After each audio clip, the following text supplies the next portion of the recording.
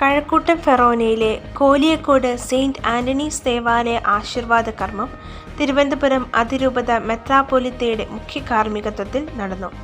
അപ്പവും വീഞ്ഞും യേശുവിൻ്റെ തിരുശരീര രക്തങ്ങളാകുന്ന പരിപാവനമായ ഇടങ്ങളാണ് ദേവാലയങ്ങളെന്ന് അഭിവന്ദ്യ മെത്രാപ്പൊലീത്ത വിശ്വാസികളെ ഓർമ്മപ്പെടുത്തി.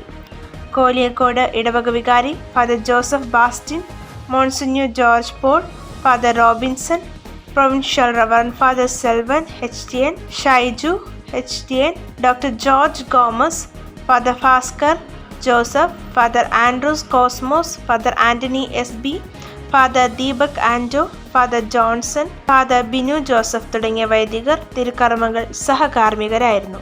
1955 സ്ഥാപിതമായ കോലിയങ്കോട് സെയിന്റ് ആന്റണീസ് ദേവാലയം കൊയ്ത്തൂർക്കോണം സെയിന്റ് ജോസഫ് ഇടവകയുടെ 14 കുടുംബാംഗങ്ങൾ മാത്രം ഉൾക്കൊള്ളുന്ന സബ്സ്റ്റേഷനായാണ് നിലകൊള്ളുന്നത്.